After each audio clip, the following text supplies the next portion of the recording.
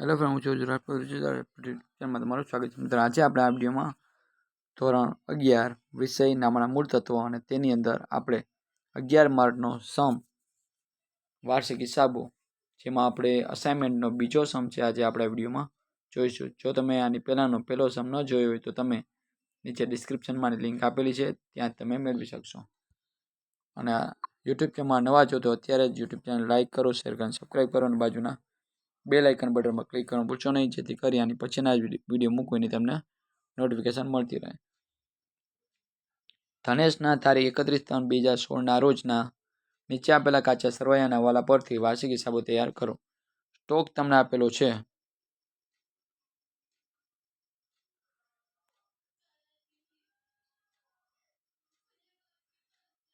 તારીખ 1/4/2024, એટલે શરૂઆતનો સ્ટોક કહેવાય. એ વેપાર ખાતાની કઈ બાજુ આવે? ઉધાર બાજુ.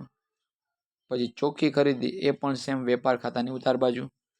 મજૂરી છે તો 8,500, જેમાં તમને બીજા નંબરનો હવાલો આપ્યો છે કે 500 રૂપિયા ચૂકવવાના બાકી છે, એટલે આપણે કરીશું અહીંયા બગડો.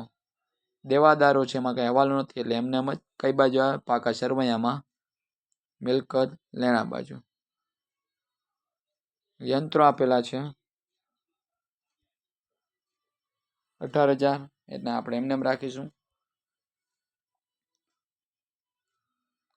પછી પગાર છે એ ગુપ્ત હવાલો છે અને નફા નુકસાન ખાતે ઉધાર બાજુ આવશે. સ્ટેશનરી છે 500, એમને એમ જ. પરચુરણજી છે કેટલા? 1,500, નફા નુકસાન ઉધાર બાજુ.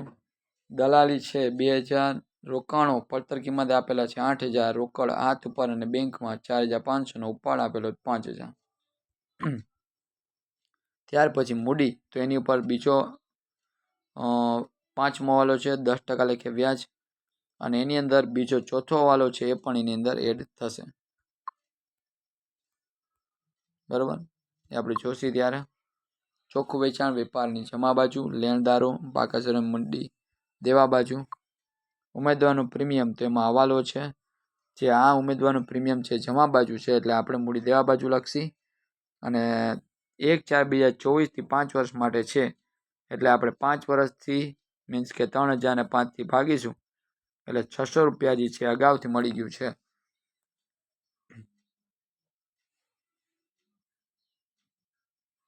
એટલા માટે આપણે એને શું કરીશું? માઇનસ.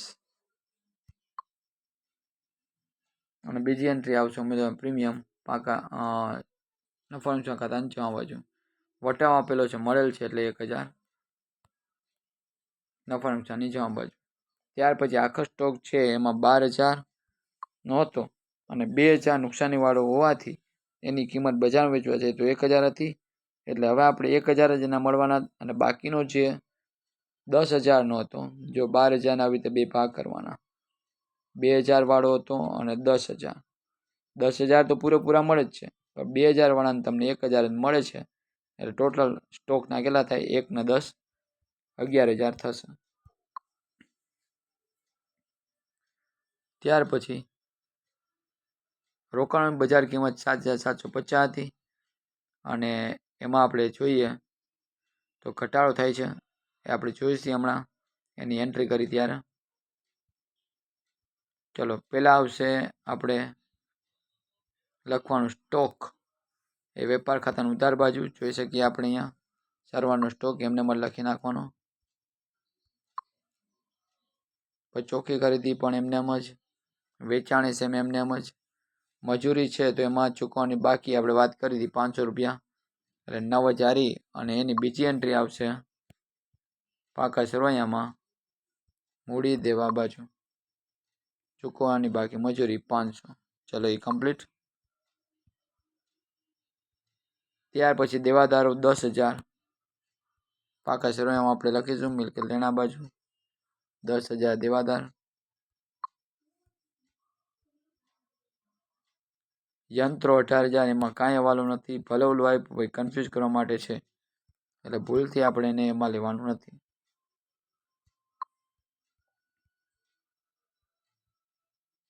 પગાર આપેલો છે 5,500 ફેબ્રુઆરી મહિનાનો. હવે જો ફેબ્રુઆરી મહિનો એટલે 1/4/2024, 24થી વર્ષ પૂરું થાય 31/3/2025 એટલે આ 12 મહિના થયા. પણ આપણે માર્ચ મહિનાનો અહીંયા પગાર અહીંયા આપેલું નથી, એટલે ફેબ્રુઆરી સુધીનો છે. ફેબ્રુઆરી એટલે કેટલા મહિના થયા? 11 મહિના થયા. 500 ભાગ્યા 11 કરી એટલે 11×5 = 55, એટલે એક મહિનાનો પગાર કેટલો થયો? 500, અને એ આપણે ચૂકવ્યું નથી માર્ચ મહિનાનો. તો આપણે લખી નફા નુકસાન ખાતાની ઉધાર બાજુ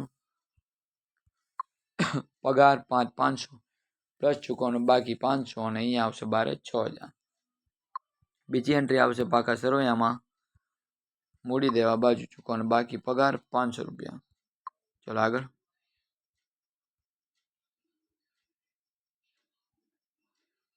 સ્ટેશનરી આપેલી છે 500, પરચુરણ છે 500 અને દલાલી છે 2,000. એ બધું જ તમારે લખવાનું નફા નુકસાન ખાતાની ઉધાર બાજુ. ચલો ડન. ત્યાર પછી રોકાણો પડતર કિંમત છે 8,000 અને બજારમાં એ વેચવા જાય 7,750 આવે છે. તો રોકાણો આપણે લખીશું અહીંયા, એટલે પાકા સરવૈયા મિલકત લેણા બાજુ. એમાં ઘટાડો થઈને બજારમાં આપણે 7,750 આવે છે, એટલે આ નુકસાન થયું તમારું. નુકસાન થયું તો રોકાણોથી થયેલ નુકસાન એ આપણે નફા નુકસાન ખાતાની ઉધાર બાજુ બતાવીશું. આવી રહ્યા જો 250. ડન.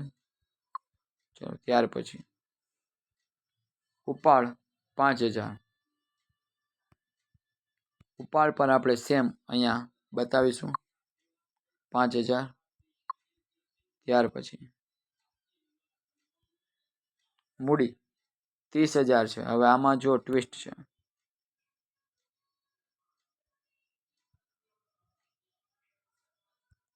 મૂડી જે આપેલી છે એ તમારે 30,000 છે, પણ એ કઈ રીતે? 25,000 અને પ્લસ 5,000નું યંત્ર જે લઈ આવ્યા તમે તે. હવે મૂડી આપણે અહીંયા 25,000 લખી નાખી, પણ વધારો કેટલો થયો? 1/10/2024ના રોજનો 5,000 યંત્ર લીધું તે. એટલે ટોટલ મૂડી કેટલી થઈ? હવે તમારી 30,000. આ રીતે 30,000 છે. પછી મૂડી પર વ્યાજ. હવે કઈ રીતે વ્યાજ ગણવાનું? તો આ 25,000ના 10% એટલે 2,500, એ તો ફિક્સ છે. પણ આ જે છે બીજું 250 એ કઈ રીતે? તો જો 5,000નું યંત્ર છે, 10% લેખે આપણે વ્યાજ દેવાનું છે, અને 6 મહિના તમે એ મશીન વાપર્યું એટલે 6 મહિનાનું વ્યાજ ગણી 0 કટ, I0 કટ, 6 દુના 12, 2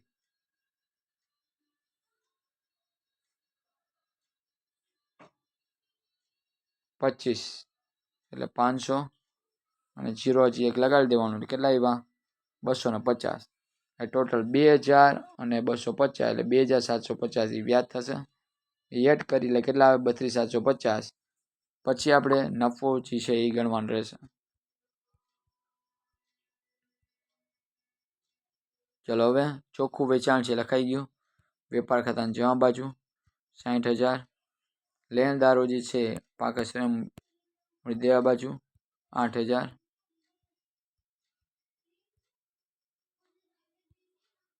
ઉમેદવારનું પ્રીમિયમ છે એ 3,000. તો એ પહેલાં લખવાનું અહીંયા ઉમેદવારનું પ્રીમિયમ, અને અગાઉથી મળેલ છે 6 વડે 5 વડે ભાગશે એટલે કેટલા આવશે? 600, અને 12 લખવાનું 2, 400. સેકન્ડ એની એન્ટ્રી ઉમેદવારનું પ્રીમિયમ 600 રૂપિયા નફા નુકસાન ખાતાની જમા બાજુ, અને વટાવ આપેલો છે 1,000, એ પણ જમા બાજુ. બધા જવાલ નખાઈ ગયા પછી હવે આપણે વેપાર ખાતું બંધ કરવા તરફ જઈ રહ્યા છીએ. તો પહેલાં ચોખ્ખું વેચાણ 60,000, 11,000 આખર સ્ટોક, ટોટલ 71,000 આવ્યા. એમાંથી સરવાળનો સ્ટોક, ખરીદી, મજૂરી ચૂકવવાની બાકીને બધું થઈને 9,000 માઇનસ કરી એટલે કેટલા આવ્યા? 23,500.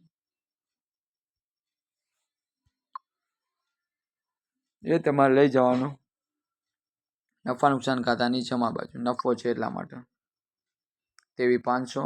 એમાં ઉમેદવારનું પ્રીમિયમ ને વટાવને બધું નાખશી કેટલા આવશે? 25,100. અને એમાં ઉપલી બધી વસ્તુ માઇનસ કરીએ એટલે કેટલા આવે? 12,100. એ થયો તમારો ચોખ્ખો નફો, જેને તમારે લેવાનું છે પાકા શેરમાં મૂડી દેવા બાજુ. મૂડી પર વ્યાજ, ચોખ્ખો નફો છે 12,100. બધાનો ટોટલ કરીશું આનો, આનો ને આનો, એટલે 44,850 આવે એમાં 5,000 જાય એટલે કેટલા આવે 39,500. એ 39,500માં આપણે નાખવાના 8,500 અને 500 અને 2400 એટલે કેટલા આવશે 52,250. સેમ મૂડી, રોકાણો, દેવાદારો, આખર સ્ટોકની બધું ટોટલ કરીશું એટલે કેટલા આવશે 51,250. ખ્યાલ આવી ગયો? તો મિત્રો અહીં આપણે દાખલા નંબર 2 છે પૂર્ણ કરીએ છીએ. ફરી પાછા મળશું એક વિડીયોમાં. Thank you.